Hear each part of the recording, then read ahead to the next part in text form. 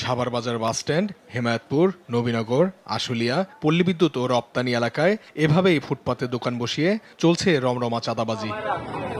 প্রতিদিন দোকান ভেদে তোলা হচ্ছে 100 থেকে 1000 টাকা পর্যন্ত চাঁদা। বিগত দিনে এসব এলাকায় চাঁদাবাজি করত পতিত আওয়ামী লীগের কর্মীরা। তবে 5 আগস্টে স্বৈরাচারের পতনের পর চাঁদাবাজির হাত বদল হয়েছে। আগের মতোই চাঁদাবাজিতে মেতে উঠেছে একটি রাজনৈতিক মহল। প্রশাসনের নাকের ডগায় এসব চাঁদাবাজি অব্যাহত থাকলেও নেওয়া হচ্ছে না কোনো পদক্ষেপ। 100 টাকা। 100 টাকা করে কারে দিতে হয় এটা? এটা ওই আছে নেতাগাররা থাকে, রাতের দিকে এসে সব থেকে টাকা তুলবে, নিয়ে তারপরে যায়। 200, 100, 150, 50 যার কাছে যা নিতে পারে। দৈনিক 110 টাকা ধরেন কারেন্ট বিল, লাইট বিল যায়। আপনার এই দোকানে প্রতি মাসে কত টাকা দিতে হয় সেটা বলুন। হয়তো 2100 টাকা যায়। সড়ক মহাসড়কের ফুটপাত দখল করে গড়ে ওঠা এসব অবৈধ স্থাপনার কারণে পথচারীরা চরম দুর্ভোগ পোহাচ্ছে। একই সঙ্গে সৃষ্টি হচ্ছে তীব্র যানজটের। সবকিছু জেনেও নিশ্চুপ প্রশাসন।